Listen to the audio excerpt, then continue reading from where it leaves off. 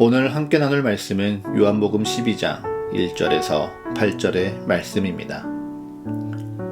6월절 엿새 전에 예수께서 베다니에 이르시니 이곳은 예수께서 죽은 자 가운데서 살리신 나사로가 있는 곳이라.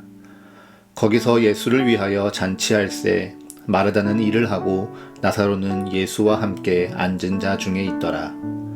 마리아는 지극히 비싼 향유 곧 순전한 나드 한 근을 가져다가 예수의 발에 붓고 자기 머리털로 그의 발을 닦으니 향유 냄새가 집에 가득하더라. 제자 중 하나로서 예수를 잡아줄 가룟 유다가 말하되 이 향유를 어찌하여 300데나리온에 팔아 가난한 자들에게 주지 아니하였느냐 하니, 이렇게 말하면 가난한 자들을 생각함이 아니요 그는 도둑이라 돈괴를 맞고 거기 넣는 것을 훔쳐 가밀어라. 예수께서 이르시되 그를 가만두어 나의 장례할 날을 위하여 그것을 간직하게 하라. 가난한 자들은 항상 너희와 함께 있거니와 나는 항상 있지 아니하리라 하시니라. 아멘. 오늘의 말씀을 나누기 전 먼저 고민을 함께 해봅시다. 여러분은 예배가 무엇이라고 생각하십니까? 우리는 무엇을 예배라고 부르고 있고 또 예배의 가장 중요한 핵심은 무엇이라고 생각하십니까? 흔히들 특정한 시간, 특정한 장소에서 이루어지는 일정한 종교적인 순서를 예배라고 생각할 수 있습니다. 그리고 각자의 신앙의 색깔이나 성격에 따라 그 안에서 선포되는 하나님의 말씀, 찬양 혹은 기도가 가장 중요하다고 여길 수도 있겠지요. 이처럼 예배를 흔히 함께 드리는 공적인 예배로 한정한다면 이런 단어들로 설명할 수 있을 것 같은데, 나의 삶의 예배, 삶으로 드리는 예배가 되려면 무엇을 예배라고 부를 수 있는 것일까요? 그 삶으로 드리는 예배 가운데 반드시 필요한 것은 무엇일까요?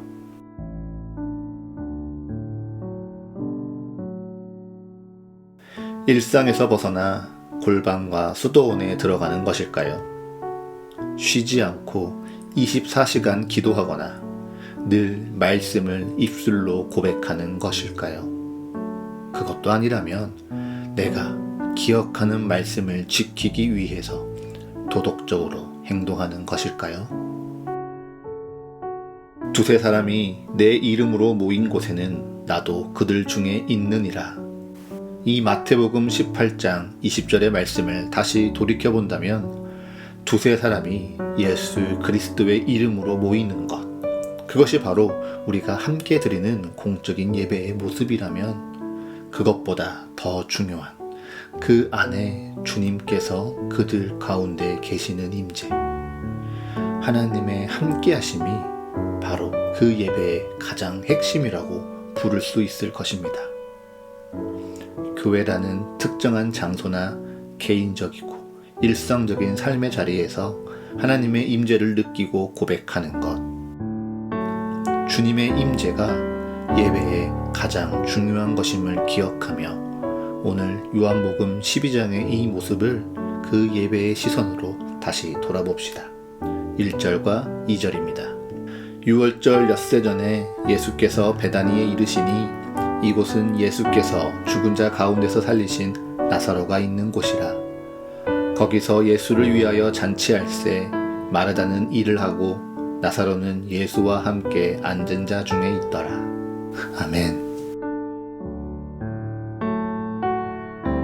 요한복음 12장의 모습에 우리가 익숙하게 알고 있는 예배 가운데의 찬양, 대표로 기도하는 것, 혹은 하나님의 말씀이나 나의 것을 드리는 봉헌의 시간은 없습니다.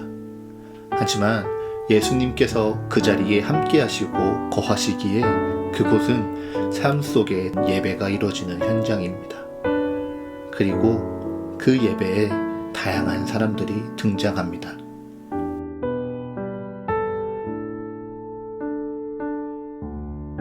첫 번째로는 나사로입니다. 나사로는 죽은 지 나흘이 지나서 부활한 사람입니다. 여기 모인 그 누구보다 하나님의 은혜를 가장 크게 입은 사람이지요. 그냥 그에게 일어난 기적 같은 일 자체가 바로 간증입니다.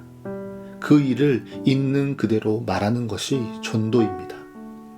누군가에게 가장 도전이 되고 닮고 싶은 신앙의 체험을 한 사람이 바로 나사로입니다. 이어서 등장하는 사람은 마르다입니다. 마르다는 누가복음 10장과 요한복음 12장을 보면 언제나 일을 하고 있는 사람입니다. 그렇다고 오해하면 안 됩니다. 일을 했기에 예수님께 관심이 없던 것이 아닙니다. 죽은 나사로를 위해 예수님이 찾아온다는 소식을 듣고 제일 먼저 뛰어간 사람이 바로 마르다입니다. 오히려 마르다는 열심으로 섬기려는 마음과 또 그걸 해낼 수 있는 능력이 뛰어난 사람이었습니다.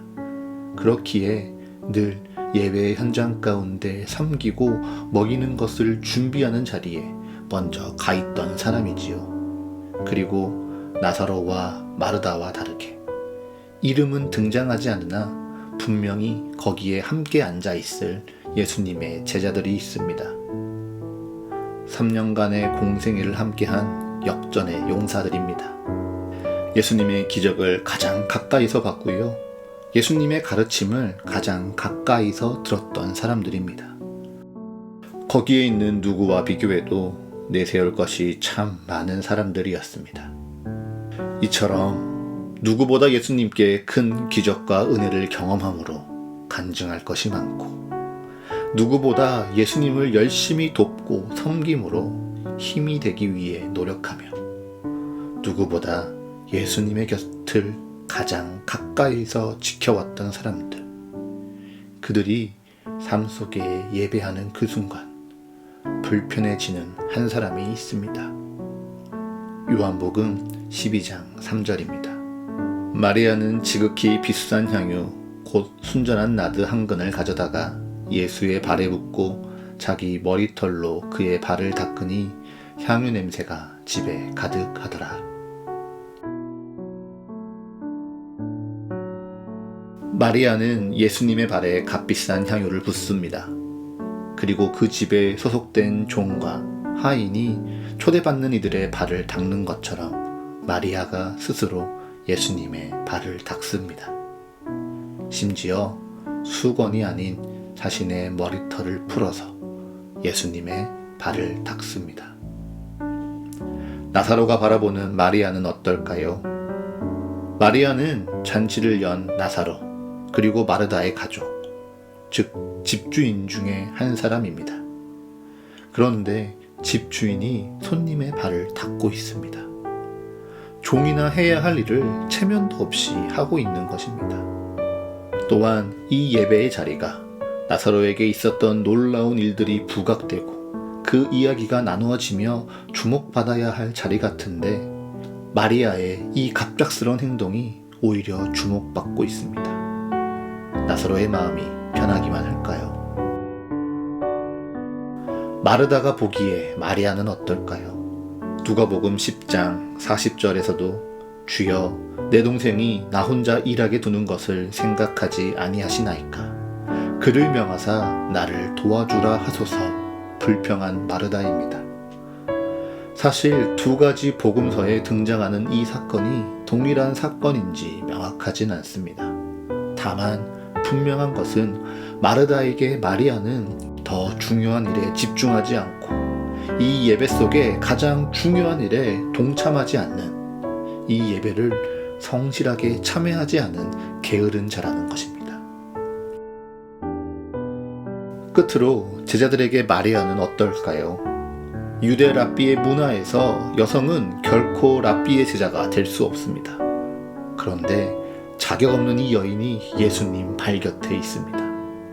또 고대 근동의 문화에서 여성이 머리를 풀어 헤치는 행동은 매우 문란한 행동으로 해석됩니다. 그런데 그 모든 문화 속에서도 마리아는 머리를 풀어 헤치고 예수님의 발을 닦고 있는 것이죠. 예배의 규칙을 깨트리고 예배의 기준을 무너뜨리고 있습니다. 무엇보다 300데나리온에 팔아 더 의미 있고 영향력 있는 일에 쓸 수 있는 이 순전한 나드 한 근을 그저 발을 닦는 일에 허비하고 있습니다.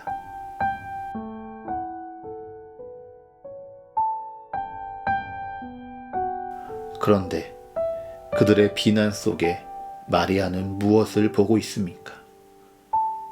무엇에 주목하고 있을까요?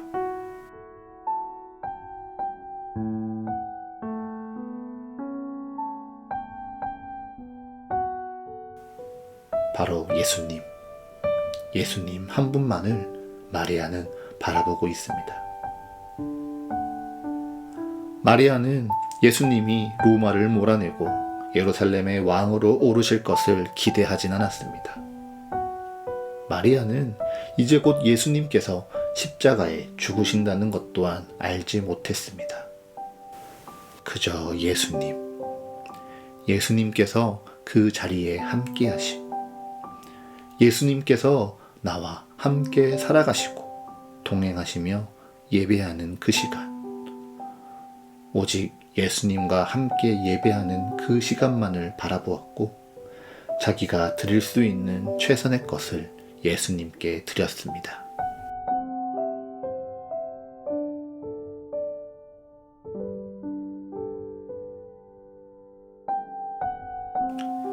그래서 예수님은 이들에게 말씀하십니다. 그를 가만두어 나의 장례할 날을 위하여 그것을 간직하게 하라. 분명 땅에 부어지고 흩어져서 허비되고 낭비된 향유입니다. 체면과 지위에 어긋난 행동으로 자신의 존엄을 허비한 마리아입니다. 사람들이 보기에 마리아는 중요하지 않은 행동으로 자신의 시간과 정성을 허비했고요. 예의 없고 의미 없는 일들로 예배를 방해하고 예배의 시간을 허비했습니다. 그런데 그 마리아를 향해 예수님께서는 간직하게 하라, 붙들어 지키라 말씀하십니다. 무엇을 간직합니까? 기름일까요? 아니요, 마리아의 마음입니다. 그곳에 그 누구보다 내 앞에 계신 예수님만을 바라보고 주목하며 예배하던 마리아의 마음입니다. 이곳에 임하신 주님을 바라본다면, 내 삶에 임재하신 주님을 위해서라면, 나를 향한 평가와 나를 향한 시선, 나의 가치, 우선순위, 내가 누리고 싶은 그 모든 것 다 내려놓을 수 있습니다. 주 뜻대로 살아가며 나의 삶을 주님께 드리기 위해서라면, 내가 견뎌내야 할 불편함, 어려움, 번거로움, 그 모든 번뇌까지 무릅쓰고 살아가겠습니다. 그렇게 오직 주님만 바라봅니다. 오직 주만 따라갑니다. 정성스레 그 마음을 드린 마리아의 예배를 하나님께선 간직하게 하라, 붙들어 지키라 말씀하십니다.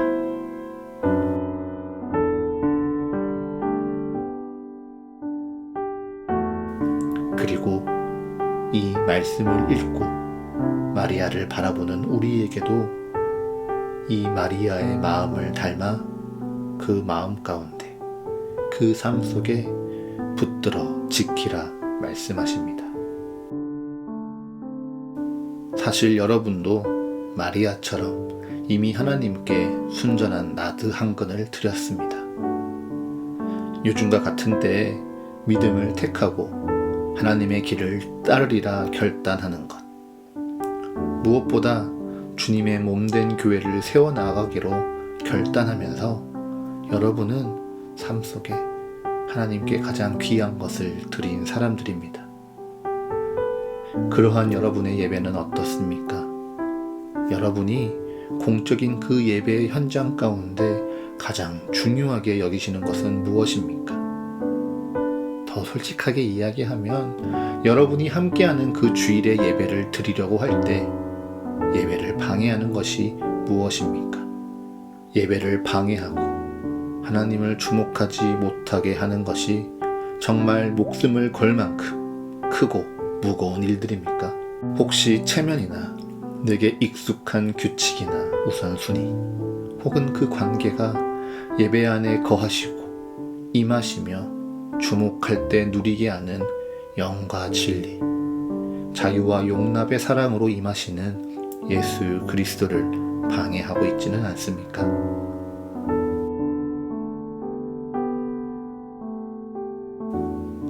여러분의 삶 속에서 나의 삶으로 하나님께 예배를 드리려고 할 때 여러분이 가장 중요하게 여기시는 것은 또 무엇입니까? 무엇이 여러분의 삶을 예배답지 못하도록 방해하고 있습니까? 회사에서, 가정에서, 혹은 만나는 어떠한 관계 속에서 내가 지키려고 하는 나의 도덕적인 가치나 내가 누리려고 하는 사회적인 지위, 혹은 내가 익숙한 규칙이나 우선순위가 하나님보다 앞서 있진 않습니까? 그렇게 나의 중심됨이 세상 속에서 신음하고 아파하는, 외로움에 지쳐가며 도움이 필요한 한 영혼을 향한 예수 그리스도의 사랑과 관심을 막아서고 있지는 않습니까?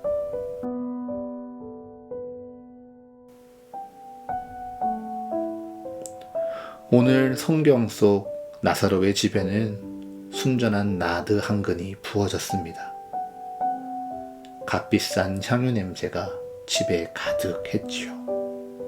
하지만 자신들이 중요시 여기는 체면, 우선순위, 전통이나 가치를 주장하던 사람들은 그래서 마리아의 예배를 예배로 받아들이지 못하고 예수님의 임재와 예수님의 함께하심을 주목하지 못한 이들은 이 나드 한 근의 거룩한 향기를 누리지 못했습니다.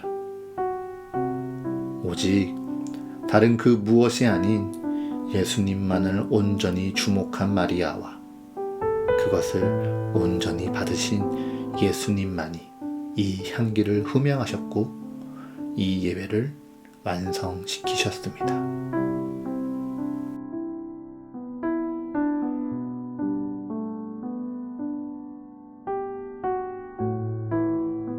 봄에 꽃들이 피어나는 요즘입니다.